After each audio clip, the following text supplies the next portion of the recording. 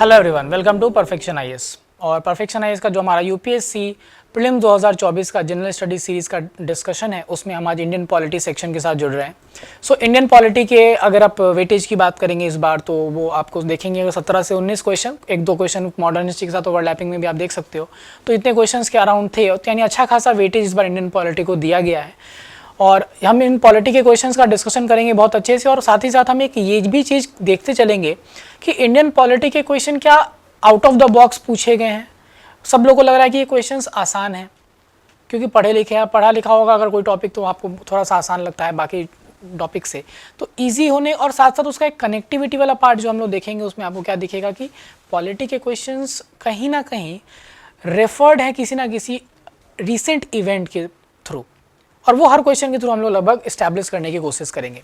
तो शुरुआत करते हैं अपना डिस्कशन। सबसे पहला क्वेश्चन है, that is with reference to the speaker of Lok Sabha consider the following statement. Lok Sabha के जो प्रिसाइडिंग ऑफिसर होते हैं स्पीकर, उनके बारे में ये स्टेटमेंट्स को देखना है कि while any resolution for the removal of speaker is under consideration, जब स्पीकर को हटाने के लिए कोई प्रस्ताव कंसिडरेशन में लिया जा रहा हो, तो उनमें से ये 3 पॉइंट्स में क्या कौन से कथन सही है। पहला, ही शैल नॉट प्रिसाइड। तो जब हम आपको कॉन्स्टिट्यूशन में पार्ट 5 जहां यूनियन में हम लोग पढ़ेंगे, ऑफिसर्स ऑफ पार्लियामेंट, आर्टिकल 89 से शुरू होता है। उसमें आर्टिकल जब आप पहुंचेंगे 96 के ऊपर, तो लिखा हुआ है कि स्पीकर या डिप्टी स्पीकर जब भी उनका रिमूवल का रेजोल्यूशन चल रहा होगा तो वो प्रिसाइड नहीं कर सकते। तो पहला स्टेटमेंट बिल्कुल सही है, that they shall not preside. दूसरा कहता है they shall not have the right to speak. This is wrong, क्योंकि उनको उस टाइम पर वो एज अ मेंबर पार्टिसिपेट करते हैं और उस टाइम पर अपने आप को अपनी बात रखने का, बोलने का अधिकार रहेगा बिल्कुल, क्योंकि वो प्रिसाइड नहीं कर रहे हैं। तो ये स्टेटमेंट गलत है। He shall not be entitled to vote on the resolution in the first instance। यहां पर एक बहुत इंपॉर्टेंट पॉइंट, प्रिसाइडिंग ऑफिसर्स को फर्स्ट इंस्टेंस में वोट करने का अधिकार नहीं होता है। वो सिर्फ कास्टिंग वोट एक्सरसाइज करते हैं, यानी कि जब टाई हो जाए बराबर वोट्स के केस में। लेकिन speaker, deputy speaker of Lok Sabha and deputy chairman of Rajya Sabha को पहली बार में भी वोट देने का अधिकार मिलता है, एक कंडीशन में, जब उनके रिमूवल का रिजोल्यूशन चल रहा हो। और लॉजिक इसका क्या है, क्योंकि वो उस समय प्रिसाइड नहीं कर रहे हैं, तो वो नॉर्मल मेंबर की तरह पहली बार में ही वोटिंग कर सकते हैं। तो इसलिए तीसरा स्टेटमेंट जो लिखा है कि shall not be entitled to vote in first instance, ये गलत है। And therefore the correct answer will be 1 only. ठीक है, तो ये पहला क्वेश्चन है। अब आप इसका अगर रेफरेंस देखेंगे तो स्पीकर का इलेक्शन की जब हम बात करते हैं, तो चाहे अगर आप देखोगे जहां जहां भी इलेक्शन इसके पहले हुए, या अगर हम बात करें सपोज विथ रिस्पेक्ट टू अभी लोकसभा का इलेक्शन, तो स्पीकर का पोस्ट के लिए बहुत ही ज्यादा एक होता है ना, न्यूज जो होता है वो बनता है। तो स्पीकर हमेशा से सबसे इंपॉर्टेंट होगा, और लोकसभा का इलेक्शन जिस साल होने वाला होगा उस साल 3-4 चीजें काफी इंपॉर्टेंट होती हैं। उन 3-4 चीजों से क्वेश्चन है। जैसे पहला स्पीकर हो गया। इसके बाद अगला क्वेश्चन अगर आप देखोगे तो अगला क्वेश्चन आपको दिख रहा है, with reference to Indian parliament consider the following statements. इन स्टेटमेंट्स को देखना है और इसमें सही जो जवाब है उसके बारे में बात करनी है। पहला स्टेटमेंट है, bill pending in Lok Sabha lapses on it's dissolution.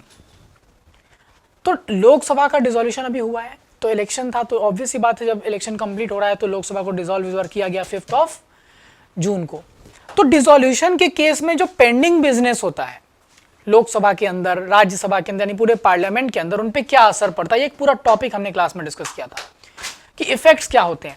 तो सबसे पहले जब हम बिल के ऊपर इफेक्ट की बात करेंगे with respect to dissolution of Lok Sabha, तो आपको पूरी क्लास में मैंने बताया था कि 3 ही ऐसे मामले हैं जहां पर बिल लैप्स नहीं करता है। बाकी जितना भी वो सेंटेंस फॉर्मेट कर दे, आपको समझना है कि बिल लैप्स कर जाएगा अगर लोकसभा डिसॉल्व हो रहा है। तो एक एक करके हम लोग यहां पर समझते हैं। पहले, अ bill pending in Lok Sabha lapses on it's dissolution, बिल्कुल सही, क्योंकि कहां लैप्स नहीं करेगा? 3, पहला राज्यसभा में आया हो वहीं पेंडिंग हो, लोकसभा भी गया ही नहीं था। दूसरा, दोनों हाउस ने पास कर दिया, प्रेसिडेंट के पास पेंडिंग है। तीसरा, प्रेसिडेंट ने नोटिफाई कर दिया इंटेंशन की वो ज्वाइंट सिटिंग इसके लिए बुलाएंगे, बाकी बिल लैप्स कर जाएगा। तो इसीलिए पहला बिल लैप्स करेगा, स्टेटमेंट सही है। A bill passed by Lok Sabha and pending in Rajya Sabha lapses on dissolution, बिल्कुल सही, ये दूसरा स्टेटमेंट भी सही है, क्योंकि वो 3 कंडीशन में ये नहीं आ रहा। और तीसरा, a bill in regard to which the president of India notified his intention to summon joint sitting, lapses on dissolution, ये गलत है, क्योंकि अभी आपको बताया कि अगर प्रेसिडेंट ने इंटेंशन नोटिफाई कर दिया है कि इस पे हम ज्वाइंट सिटिंग बुलाएंगे तो वो बिल लैप्स नहीं करता है, इसलिए स्टेटमेंट गलत होगा and the correct answer will be 1 and 2 only. Again reference क्या है इसका, लोअर हाउस डिसॉल्व होने वाला होगा जब भी लोकसभा का इलेक्शन होगा, तो उस पर क्या असर पड़ता है पार्लियामेंट का के ऊपर इस डिसोल्यूशन का, ये जानना बहुत जरूरी होता है, इसलिए क्वेश्चन भी यहाँ पर पूछा गया है। अगले क्वेश्चन पे आते हैं। अगेन पार्लियामेंट की हम बात कर रहे हैं, पार्लियामेंट के ऊपर क्वेश्चन कि सारे स्टेटमेंट्स को ध्यान में रखना है कि prorogation of a house by president does not require the advice of council of minister. अब समझिए प्रोरोगेशन का मतलब क्या होता है। सो आर्टिकल 85 कहता है कि प्रेसिडेंट जो है सेशन को बुलाएंगे समय समय पर रेगुलर इंटरवल्स पे जब भी उनको ठीक लगे, और फिर सेशन को खत्म भी वही करते हैं, जिसको प्रोरोगेशन कहा जाता है।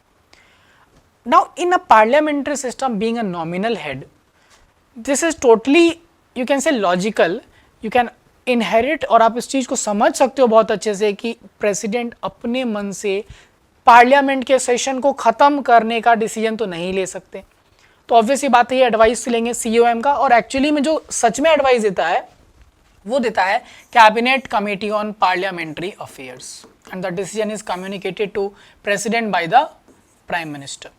सो cabinet committee on parliamentary affairs session बुलाने का, सेशन में कितने दिन सेशन चलेगा, सिटिंग्स होंगी, क्या क्या डिस्कशन है, एजेंडा है, कब सेशन टर्मिनेट होगा यानी प्रोरोग होगा, ये सारा कुछ फाइनलाइज करता है cabinet committee on parliamentary affairs. तो इसलिए पहला स्टेटमेंट यहाँ पर गलत है, और अगर आप एलिमिनेशन लगाते हो तो पहला स्टेटमेंट के बाद आप 2 ऑप्शन तो हटा चुके हो, और इससे ये समझ में आ गया कि तीसरा स्टेटमेंट सही है, जो आप नहीं भी देखते तो चलता, बट फिर भी देखेंगे हम लोग। सेकंड स्टेटमेंट कहता है prorogation of a house is generally done after the house is adjourned sine die. तो important terms related to parliament जब हम डिस्कस कर रहे थे वहां पे कुछ टर्म्स हमने पढ़ा था कि एडजॉर्नमेंट सीने डाई। तो adjournment sine die means the suspension of the meetings of the house without mentioning the future date and time of reassembly. Indefinite number of time के लिए अगर किसी भी हाउस की प्रोसीडिंग को सस्पेंड जब किया जाए तो वो क्या कहलाता है, एडजॉर्नमेंट सीने डाई। तो ऑब्वियसली बात है ये जनरली सेशन के आखिरी दिन, जो आखिरी मीटिंग डिसाइड होगी कि आज ये सेशन का आखिरी सिटिंग है, उस दिन जो प्रिसाइडिंग ऑफिसर है वो क्या करते हैं, हाउस को एडजर्न सीने डाई करते हैं, और इसी के बाद प्रोरोगेशन ऑफिशियली टर्मिनेट किया जाता है session by an order of president. तो वही स्टेटमेंट कहा है कि it is generally done after the house adjourn sine die, यहां तक तो ठीक है, but there is no bar, ऐसा जरूरी नहीं है, क्योंकि अगर ये कमेटी यानी कि पीएम के एडवाइस के द्वारा प्रेसिडेंट को किसी भी समय बोला गया तो वो क्या कर सकते हैं, हाउस को प्रोरोग बीच में भी कर सकते हैं। ये पूरा स्टेटमेंट आपके नोट्स में होगा, आप देख सकते हैं आराम से। तो ये स्टेटमेंट जो है वो वहां पर आप देखोगे, दैट्स इट ऑल्सो ट्रू। तो ये सही है, ये गलत हुआ। Dissolution of the Lok Sabha is done by the President of India who save in exceptional circumstance does so on the advice of COM। बिल्कुल आपको मालूम है कि जो लोकसभा का डिसोल्यूशन प्रेसिडेंट है वो 2 कंडीशन में हो करते हैं, एक तो प्राइम मिनिस्टर और सीओएम के एडवाइस पे किसी भी समय, और दूसरा अपने मन से तभी कर सकते हैं जब जो काउंसिल ऑफ मिनिस्टर है उसने मेजॉरिटी लूज कर दिया हो, कोई भी ऑल्टरनेट गवर्नमेंट फॉर्मेशन का चांस नहीं है, तब वो खुद से अपने डिस्क्रिशन पे लोकसभा को डिसॉल्व कर सकते हैं। इसलिए तीसरा स्टेटमेंट सही है, करेक्ट आंसर इज 2 and 3। ठीक है, रेफरेंस की जब बात करेंगे तो अगेन पिछले साल एक स्पेशल सेशन बुलाया गया था पार्लियामेंट का जिसमें वुमेन रिजर्वेशन बिल को पास किया गया। तो सेशन स्पेशल कैसे आएगा, सेशन खत्म कब होगा, क्या टाइमलाइन होगी, ये न्यूज में था। इसीलिए अगर आप देखेंगे तो प्रोरोगेशन के ऊपर या डिसोल्यूशन के ऊपर ये वाला पार्ट से क्वेश्चन आपको बना है। अगला, consider the following statement regarding नारी शक्ति वंदन अधिनियम। सो नारी शक्ति वंदन अधिनियम जो है, अगर आप इसको कॉन्स्टिट्यूशनल टर्म्स में नाम दे तो ये 106th कॉन्स्टिट्यूशनल अमेंडमेंट एक्ट 2023 की बात हो रही है, जो वही स्पेशल सेशन में पास कराया गया 18 से 22 सितंबर वाले स्पेशल सेशन में, जिसने विमेन के लिए लोकसभा और एसएलए में सीट रिजर्व करी है 1/3 सीट। तो लोकसभा और एसएलए में वुमेन के लिए कितना सीट रिजर्व किया गया, 1/3, इसी अमेंडमेंट एक्ट के द्वारा, जिसका नाम रखा गया नारी शक्ति वंदन अधिनियम। पहले ये सिर्फ दिल्ली के यूनियन टेरिटरी में अप्लाई करने की बात की गई थी कि दिल्ली के लेजिस्लेटिव असेंबली में, बाद में पुडुचेरी और जेएंडके में भी इसको एक्सटेंड किया गया है। अब इसके प्रोविजन को देखते हैं और इनमें हमको सही स्टेटमेंट को समझना है। Provision will come into effect from 18th Lok Sabha, ये स्टेटमेंट गलत है, क्योंकि आपको मालूम है कि इस लोकसभा में ये रिजर्वेशन जो था ये अप्लाई नहीं हो पाया, क्योंकि इस अमेंडमेंट बिल में ही जो हम लोग देखेंगे तो एक प्रोविजन लिखा हुआ था कि ये अमेंडमेंट एक्ट इन फोर्स यानी इंप्लीमेंट कराया जाएगा जो पहला डिलिमिटेशन एक्सरसाइज होगा इस अमेंडमेंट एक्ट पास होने के बाद, और लेटेस्ट डेटा जो इस पर्टिकुलर अमेंडमेंट एक्ट के बाद आएगा दैट विल बी आफ्टर 2026, क्योंकि आपको मालूम है कि 84th अमेंडमेंट एक्ट ने डिलिमिटेशन के ऊपर फ्रीज लगा रखा है 2026 तक के लिए सीट्स के। तो सेंसस 2026 में जब अपडेट होगा उसके बाद डिलिमिटेशन किया जाएगा और तब ये रिजर्वेशन अप्लाई होगा। ठीक है, ऐसा प्रोविजन जो है वो आर्टिकल अगर आप देखोगे तो रिजर्वेशन बिल की जब हम बात करते हैं कि रिजर्वेशन का प्रोविजन वो 2 आर्टिकल में ऐड हुआ, 330A में लोकसभा की बात कर रहे हैं, 332A में SLA की, और ये इफेक्ट कब से आएगा, लागू कब से होगा, उसके लिए जो आर्टिकल ऐड हुआ वो था 334A, जिसमें क्लियरली लिखा है कि डिलिमिटेशन जो पहला इस अमेंडमेंट एक्ट पास होने के बाद कराया जाएगा लेटेस्ट सेंसस के बेसिस पे, तभी ये लागू होगा यानी 2026 के बाद। इसीलिए पहला स्टेटमेंट गलत हो गया। दूसरा, this will be in force for 15 years after becoming an act, बिल्कुल सही, ये 15 साल तक लागू रहेगा, जिस दिन भी ये इंप्लीमेंट होगा वहां से 15 साल तक ये वैलिड रहेगा, और आगे भी पार्लियामेंट इसको बढ़ा सकती है, ये प्रोविजन है। And there are provision for the reservation of seats for scheduled caste women within the quota reserved for scheduled caste, बिल्कुल सही, क्योंकि ये जो रिजर्वेशन दिया गया है ये सिर्फ वर्टिकल नहीं है 1/3, ये हॉरिजॉन्टली भी जो ऑलरेडी SC/ST का रिजर्वेशन है उसमें अप्लाई होगा। जैसे एग्जांपल से समझेंगे, बिहार में टोटल 6 सीट जो है वो शेड्यूल कास्ट के लिए रिजर्व्ड है, तो इस 6 में से 2 सीट शेड्यूल कास्ट वुमेन के लिए रिजर्व हो जाएगा, 1/3 इसका भी, तो ये हॉरिजॉन्टल रिजर्वेशन में भी अप्लाई होगा, इसीलिए ये स्टेटमेंट सही है। So therefore the correct answer is 2 and 3 only. ठीक है, अगला क्वेश्चन देखते हैं। A writ of prohibition is an order issued by supreme court और हाई कोर्ट्स टू, सो एक प्रोहिबिशन बेसिकली आर्टिकल 32 के अंदर जब हम बात करते हैं कि आप सुप्रीम कोर्ट और 226 में हाई कोर्ट जा सकते हो फंडामेंटल राइट्स के इन्फोर्समेंट के लिए, तो सुप्रीम कोर्ट या हाई कोर्ट 5 तरह के रिट जारी कर सकते हैं, habeas corpus, mandamus, prohibition, certiorari and quo warranto. तो उसमें प्रोहिबिशन वाला जो रिट है ये हायर कोर्ट अपने से लोअर कोर्ट को, प्रोहिबिशन का अगर आप देखोगे लिटरल मीनिंग टू फॉरबिट और टू प्रोहिबिट, रोकना, तो हायर कोर्ट अपने से लोअर कोर्ट को ये रिट जारी करके किसी केस में आगे बढ़ने से रोकती है, क्योंकि वो केस उसके जुरिस्डिक्शन के बाहर का है, उसके दायरे का था ही नहीं, तो उसको रोका जाएगा। इसीलिए इसका अगर आप स्टेटमेंट देखोगे तो इसके लिए सही अप्रोप्रिएट स्टेटमेंट सी दिख रहा है, the lower court prohibiting continuation of proceedings in a case. तो सुप्रीम कोर्ट या हाई कोर्ट जारी करेंगे किसके लिए, लोअर कोर्ट के लिए, उनको रोकने से किसी केस में आगे बढ़ने से, तो ये इसका आंसर होगा। अगेन इसका भी रेफरेंस ये है कि पिछले साल कर्नाटक हाई कोर्ट के एक फैसले के अंदर प्रोहिबिशन को लेकर थोड़ा सा दायरा उसका फिक्स किया गया था कि जहां एंटिसिपेटरी बेल की बात हो रही है उन जगहों पर ऐसा प्रोहिबिशन वाला ऑर्डर अप्लाई नहीं हो सकता, तो ये भी कहीं ना कहीं न्यूज़ में था। ये हम लोग आर्टिकल 32 में सुप्रीम कोर्ट के बिहाफ में और आर्टिकल 226 में हाई कोर्ट के पास पावर है प्रोहिबिशन जारी करने का, इसको फेमसली स्टे ऑर्डर के नाम से भी जाना जाता है।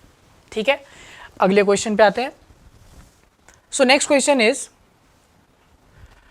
With reference to union budget consider the following statement.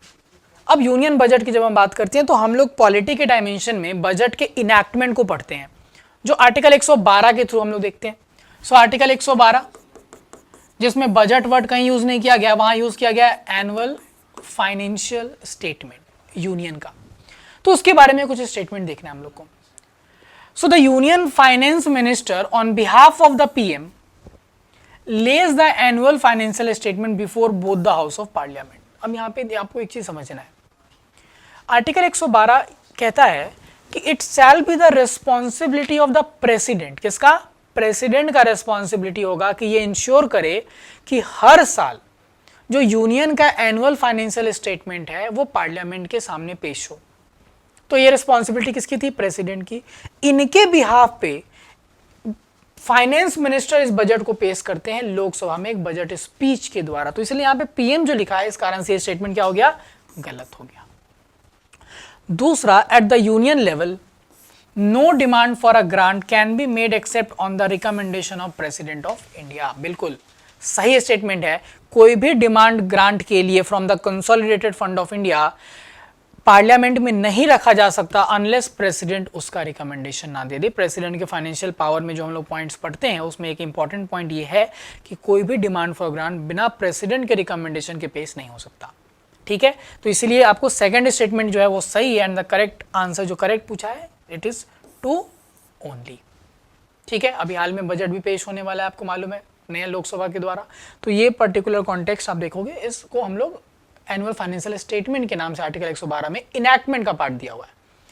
चलिए अगला क्वेश्चन है, who was the provisional president of constituent assembly before doctor Rajendra Prasad. आपको हिस्ट्री के डिस्कशन में भी ये क्वेश्चन डिस्कस किया गया, but making of the constitution chapter जब आप पढ़ रहे होते हैं, संविधान का निर्माण जब हम बात करते हैं तो उस चैप्टर में हम लोग जब कॉन्स्टिट्यूएंट असेंबली बन जाते हैं और उसकी पहली मीटिंग की हम बात करते हैं तो बहुत फेमस 9 दिसंबर, तो हमारे पास डेट एक रहता है कि 9 दिसंबर 1946 first meeting of constituent assembly.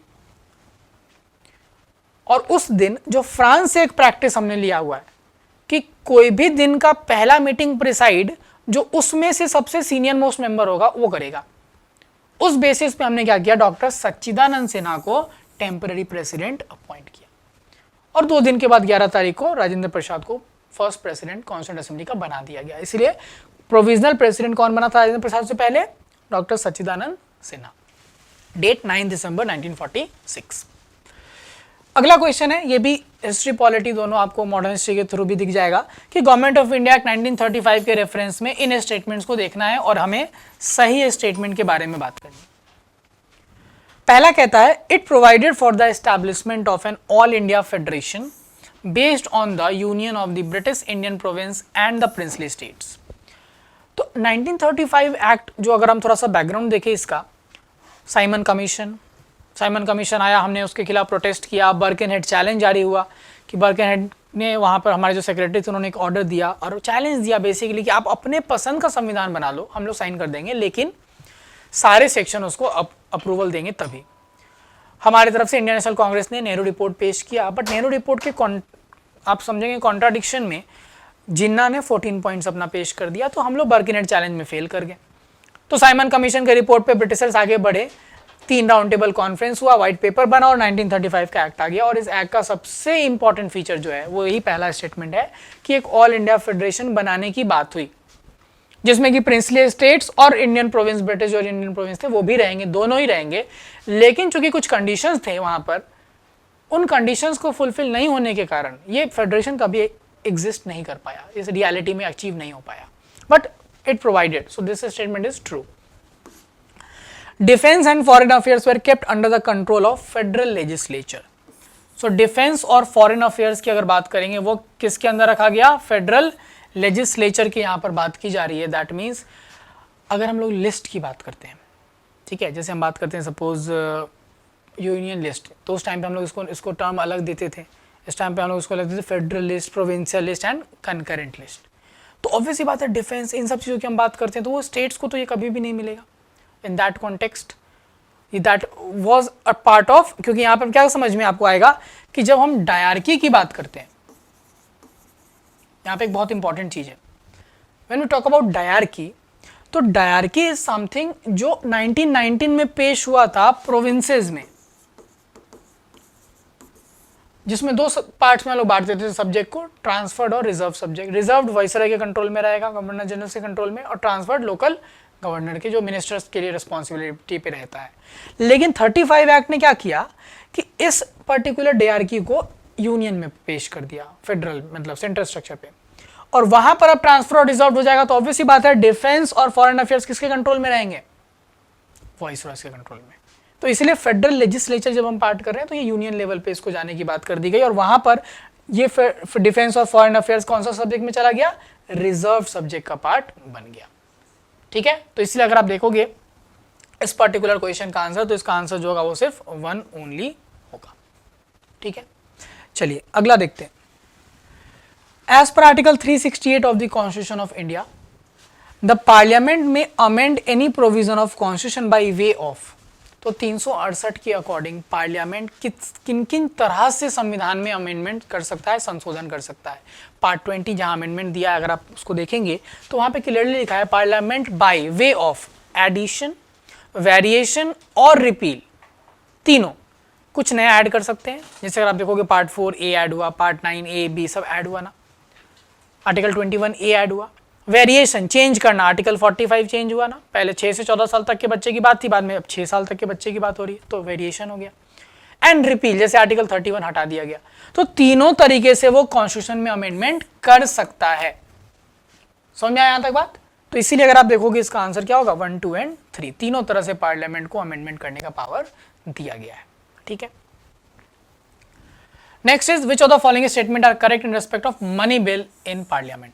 तो पार्लियामेंट में मनी बिल यानी टाइप्स ऑफ बिल हम लोग पढ़ते हैं कि ordinary bill, money bill, financial bill type 1, type 2, then constitutional amendment bill, या दूसरा अलग कैटेगरी होता है private member bill, government bill. तो ये सारे कैटेगराइजेशन के बेसिस पे हमने जब बिल्स को बांटा है तो मनी बिल के कॉन्टेक्स्ट में कुछ चीजें समझनी है। तो मनी बिल के लिए 2 आर्टिकल हमने पढ़ा था, आर्टिकल 110 जहां पे मनी बिल का डेफिनेशन है, और आर्टिकल 109 जहां मनी बिल का स्पेशल प्रोसीजर है। तो इनके बारे में स्टेटमेंट अगर देखें तो पहला कह रहा है article 109 mentions special procedure of money bill, बिल्कुल सही, यही तो बोला अभी। 109 में क्या है, special procedure related to money bill. आपको क्लास में ये भी बताता था कि उल्टा ही दिया हुआ है, पहले प्रोसीजर है बाद में डेफिनेशन है। तो प्रोसीजर 109 में, डेफिनेशन 110 में। दूसरा, अ money bill shell not be introduced in council of state, यानी राज्यसभा में मनी बिल पेश नहीं हो सकता। बिल्कुल ये प्रोसीजर में लिखा हुआ है कि मनी बिल सिर्फ और सिर्फ लोकसभा में आएगा, प्रेसिडेंट के प्रायर परमिशन से आएगा, और एक गवर्नमेंट बिल यानी कि एक मिनिस्टर के द्वारा ही आएगा। तो ये स्टेटमेंट जो है इसीलिए आपको सही है ये भी। Rajya Sabha can either approve the bill और suggest changes but can not reject it, बिल्कुल सही। मनी बिल चूंकि स्पीकर सर्टिफाई कर देंगे लोकसभा में राज्यसभा में जाने से पहले, तो राज्यसभा का पावर रिस्ट्रिक्ट हो जाएगा, वो या तो अप्रूव करे या फिर उसमें चेंजेस सजेस्ट करे, जो लोकसभा मान भी सकता है नहीं भी मान सकता, और मैक्सिमम राज्यसभा 14 दिन तक एक मनी बिल को डिले कर सकता है। तो इसलिए आपको तीसरा स्टेटमेंट भी सही है। चौथा, amendments to a money bill suggested by the Rajya Sabha have to be accepted by Lok Sabha, बिल्कुल नहीं। राज्यसभा अगर अमेंडमेंट सजेस्ट किया है तो वो लोकसभा के ऊपर है कि उसको एक्सेप्ट करेगा कि नहीं, इसलिए स्टेटमेंट गलत है। And the correct answer will be 1, 2 and 3। ठीक है, चलिए अगला question. The north eastern council was established by north eastern council act 1971 subsequent to the amendment in 2002। इस काउंसिल में कौन कौन मेंबर होता है? तो जब areas of cooperation, centre state administrative relation हम लोग पढ़ते थे, वहाँ पे कुछ एरियाज ऑफ कोऑपरेशन में जोनल काउंसिल बताया। अब जोनल काउंसिल जैसे आप पढ़े कि स्टेट्स रिऑर्गेनाइजेशन एक्ट 1956 के द्वारा 5 जोन में इंडिया को बांटा गया, northern, southern, eastern, western and central, और सब जगह के लिए एक जोनल काउंसिल बना जिसमें कि होम मिनिस्टर चेयरमैन रहते हैं, हर और उन स्टेट्स का सीएम जो है वो मेंबर होगा। एक अलग से 1971 में पार्लियामेंट ने एक्ट पास किया, नॉर्थ ईस्टर्न काउंसिल एक्ट, और उससे छठा जोनल काउंसिल इंडिया में बना, नॉर्थ ईस्टर्न काउंसिल एक्ट। इसमें भी शुरुआत में कंपोजिशन सेम था, बट अभी अमेंडमेंट जो 2002 की बात हो रही है उसके बाद कुछ नए मेंबर्स की बात हो रही है, जैसे गवर्नर भी इन स्टेट्स के रहेंगे मेंबर, और दूसरा 3 मेंबर की जब हम बात करते हैं to be nominated by the president of India, president nominate करते हैं। तो यहाँ पर इन दोनों का इन्वॉल्वमेंट कराने का पर्पस है द एरिया। इन एरियाज में ट्राइबल पॉपुलेशन ज़्यादा होने के कारण इनका रिप्रेजेंटेशन होना वहाँ ज़रूरी था, इसीलिए ये दोनों की जगह वहाँ पे बढ़ाई गई, और इसीलिए चारों के चारों जो है वो किसका पार्ट है, हमारे नॉर्थ ईस्टर्न काउंसिल का पार्ट है। तो 1, 2, 3 and 4 is the correct answer. ठीक है, चलिए अगला question. How many delimitation commission have been constituted by the government of India till December 2023? Article 82, concept कहाँ पे, कौन सा आर्टिकल की बात हो रही है? Article 82, readjustment of seats.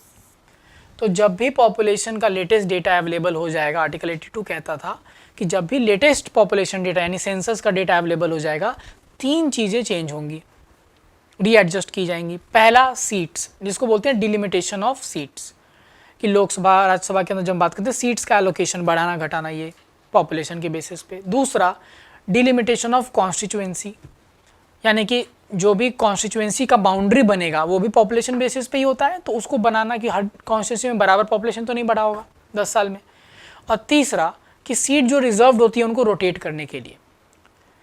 अब पहले 3 डिकेड में जो 3 सेंसस आया यानी 51 में, 61 में और 71 में, तो तीनों बार डिलिमिटेशन इसके लिए कराया गया, और इसके लिए पार्लियामेंट को पावर है कि डिलिमिटेशन एक्ट लाएगा वो, और ये डिलिमिटेशन एक्सरसाइज कराया जाएगा इलेक्शन कमीशन के सुपरविजन में।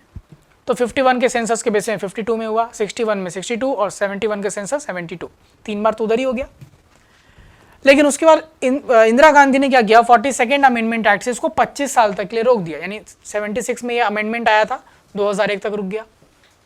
84th अमेंडमेंट एक्ट ने 3 में से जो पहला वाला काम था सीट्स का डिलिमिटेशन, उसको और 25 साल के लिए रोक दिया, यानी 2026 तक सीट नहीं बढ़ेगा।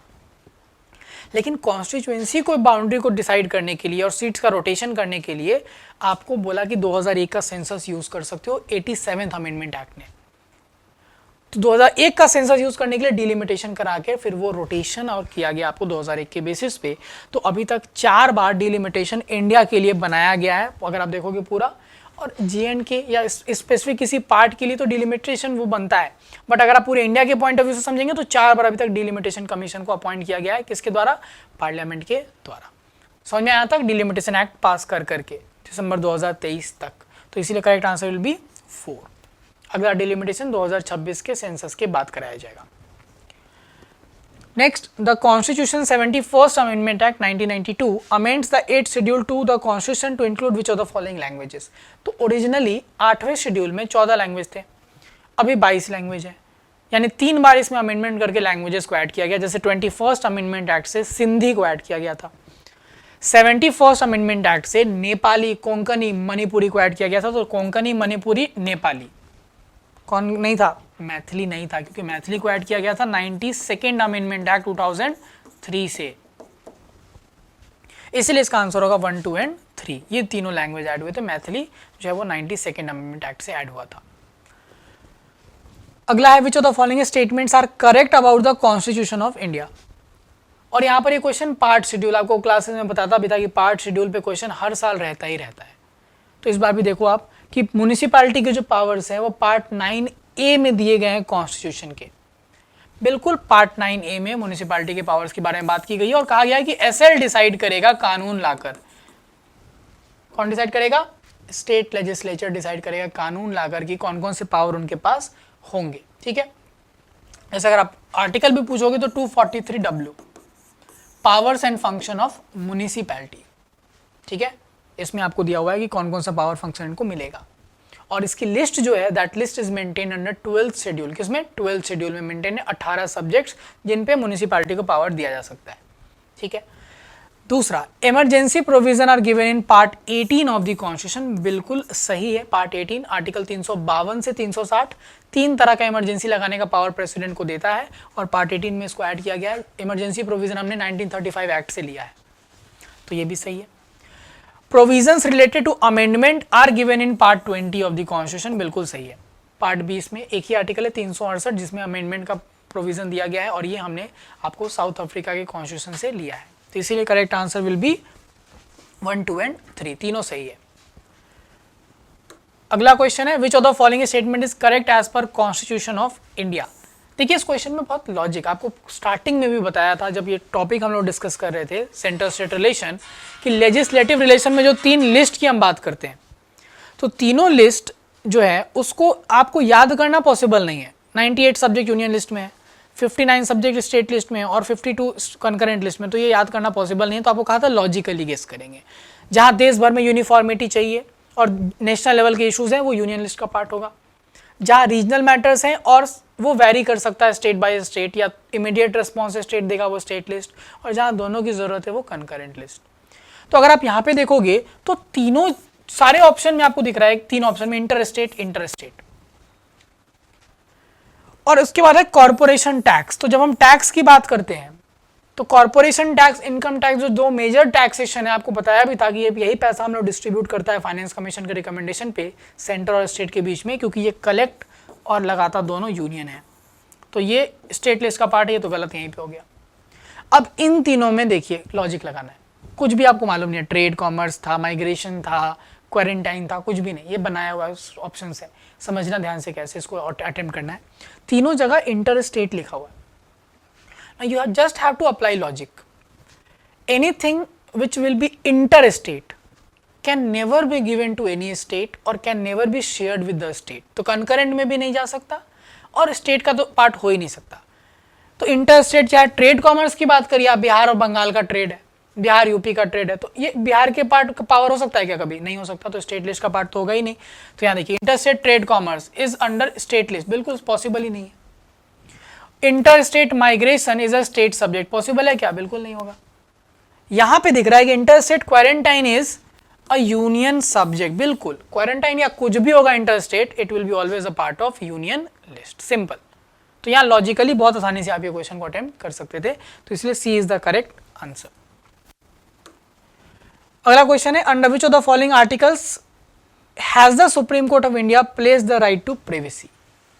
2017 जस्टिस पुट्टा स्वामी PIL एक फाइल किए थे with respect to right to privacy, कि क्या राइट टू प्राइवेसी को फंडामेंटल राइट माना जाए, क्योंकि पहले 2 जजमेंट में सुप्रीम कोर्ट ने इस बात को मानने से मना कर दिया था। कहा था अधिकार तो है, गोविंद केस में कहा था अधिकार है, लेकिन फंडामेंटल राइट को लेकर क्लैरिटी नहीं थी। Kharak Singh case, MP Sharma case, दोनों केस में कोर्ट ने इस बात को रिजेक्ट कर दिया कि right to privacy is part of fundamental right. लेकिन इस फैसले को ओवरटर्न करते हुए 2017 में पुट्टा स्वामी केस में 9 जज बेंच ने, कितना? 9 जज बेंच ने पुट्टा स्वामी केस में यूनैनिमसली, यानी सबने एक सहमति से डिक्लेयर किया कि right to privacy is protected under article 21 of the Indian constitution, that is right to life and personal liberty. तो मेनका गांधी केस, जिसके बाद आर्टिकल 21 को पूरी तरह से इवॉल्व कर दिया कोर्ट ने, उसमें बहुत सारे केसेस हम लोग देखते हैं, स्टार्टिंग फ्रॉम, अगर आप बात करें हुस्नैरा खातून, MC मेहता केसेस, उन्नी कृष्ण राइट टू एजुकेशन की बात हुई, Olga Tellis right to livelihood की बात हुई, उसी में एक एडिशन हुआ right to privacy under article 21 is also part of right to life and personal liberty. ठीक है, and last question is which of the following statement about ethics committee in Lok Sabha are correct? Ethics committee जो लोकसभा की है उसके बारे में कौन सा स्टेटमेंट सही है? अगेन ये क्वेश्चन, ये कमेटी के बारे में न्यू आना बिल्कुल गारंटीड था। आपको मालूम है विंटर सेशन पिछले साल 143 144 MPs were suspended by this committee only, इनके रिकमेंडेशन में प्रिसाइडिंग ऑफिसर ने किया था। तो ये कमेटी बहुत इंपॉर्टेंट है, पार्लियामेंट्री कमेटी के नोट्स में आपको दिखेगा ये कमेटी के बारे में। अगेन इसमें कुछ स्टेटमेंट्स लॉजिकली भी आप देख सकते थे। पहला, initially it was an ad hoc committee, चलो इसको अभी छोड़ते हैं, एडॉक मतलब होता है टेम्पररी, आपको भी मालूम है, आपने नोट्स में देखा होगा कि बाद में बहुत लेट बना था 90s में। दूसरा स्टेटमेंट पढ़ते हैं, only a member of Lok Sabha can make a complaint relating to unethical conduct of a member of Lok Sabha. That seems impractical, कि सिर्फ लोकसभा का ही मेंबर किसी लोकसभा के मेंबर के द्वारा किसी अनएथिकल एक्टिविटी के लिए कंप्लेन कर सकता है, ये बिल्कुल इलॉजिकल स्टेटमेंट दिख रहा है आपको, तो ये कहीं से भी सही नहीं होगा, ऐसा कोई रिस्ट्रिक्शन नहीं रहता। सेकंड को हम लोग हटाते हैं, आपको अपने आप आंसर 1 और 3 ओनली मिल जाएगा। तो अगर आपको सपोज ये नहीं भी मालूम था कि ये एडॉक की तरह था या स्टार्टिंग से स्टैंडिंग कमेटी था, तो भी आप ये तीनों स्टेटमेंट को आराम से कर सकते हो, सिंपल। तो ये 1 और 3 will be the correct answer, because कोई भी हाउस का मेंबर जो है वो कंप्लेंट रेज कर सकता है। ठीक है, तो ये तो क्वेश्चन का डिस्कशन था। थोड़ा सा हम लोग एक चीज के ऊपर ध्यान देंगे, that the importance of class notes. यहाँ पे हम लोग थोड़ा सा इस पार्ट को देखते हैं। पॉलिटी का क्वेश्चन इजी है था, सब लोग बोल रहे हैं कि लक्ष्मीकांत, देखिए किताब is something which is always going to be sufficient. किसी भी एग्जाम में हम लोग बात करते हैं किताब, बट द थिंग इज किताब में से 800 पेज 700 पेज 800 पेज की बुक होगी, कभी कभी कोई सब्जेक्ट एक किताब से भी नहीं हो सकता। तो स्मार्ट प्रिपरेशन करने के लिए तो यहाँ पर क्लास नोट्स गाइडेंस की ज़रूरत पड़ती है। और इसी कारण से, इसी पॉइंट ऑफ व्यू से अगर आप देखोगे कि 800 की जगह अगर सपोज 300 का पेज का क्लास नोट्स था प्रीलिम्स का, पॉलिटी का मान लीजिए, तो उनमें से अगर सारे क्वेश्चन आ गए तो स्मार्ट प्रिपरेशन तो यहाँ पे हो ही जाता है ना। तो बहुत सारी चीज़ें जो किताब में मिलेंगी, जरूर मिलेंगी, किताब के बाहर ऐसा क्वेश्चन कैसे बनेगा। और किताब में एक ये भी चीज़ है ना कि नया एडिशन आएगा, जो भी चीज़ें वो ऐड होते रहती है। बट द थिंग इज, इसको स्मार्टली प्रिपेयर करना कि इतने सारे चैप्टर्स उसमें हैं, या पार्लियामेंट चैप्टर में ही कोई बुक में इतना सारा कुछ लिखा है, तो उसमें से क्या इंपॉर्टेंट हो सकता है। तो वो करंट बेस्ड सिनारियो, जैसे आपको दिखाया कि क्वेश्चंस का रेफरेंस कनेक्शन जो है वो आपको दिख रहा है कि सब रीसेंट इवेंट से है, तो उसी बेसिस पे आप देखो कि नोट से डायरेक्ट क्वेश्चन। स्पीकर की बात करते हैं, वोटिंग राइट्स स्पीकर का इसी में लिखा हुआ है क्लियरली सारा पॉइंट। प्रिसाइड नहीं करेगा जब हटाने की बात चल रही है, वोटिंग कर सकता है पहली बार में ही। सारे क्वेश्चंस आपको ये पर्टिकुलर PDF जो है वो अवेलेबल भी है, टेलीग्राम वगैरह पे डाल रखा है, आप देख सकते हो कि जो भी यहाँ पे देखो इफेक्ट प्रोरोगेशन का और डिसोल्यूशन का पार्लियामेंट के कामकाज पे, तो बिल का इफेक्ट यहाँ पे लिखा हुआ है पूरी, कौन सा बिल लैप्स करेगा कौन सा नहीं करेगा। ये क्वेश्चन हम लोग को पूछा भी है। सिमिलरली अगर आप देखो प्रोहिबिशन की बात करें, तो प्रोहिबिशन का पूरा क्या करने के लिए, रोकने के लिए लोअर हाउस को, तो सारा कुछ आपको नोट से मिल रहा है। तो thing is you have to just trust on any source, किसी सोर्स पे ट्रस्ट करो। हाँ एक चीज़ है, बल्कि सोर्स रहेगा तो शायद आपको थोड़ा सा ज़्यादा कन्फ्यूजिंग लगे। जितना लिमिटेड और स्मार्ट प्रिपरेशन के साथ अगर प्रिपरेशन किया होगा आपने, या आपको तैयारी उससे कराई गई है, तो आपके लिए बहुत आसान हो जाएगा। ठीक है, कमेंट सेक्शन में आप बताइए कि आपका पॉलिटी में कितना जो क्वेश्चन है वो सही हुआ। Thank you so much.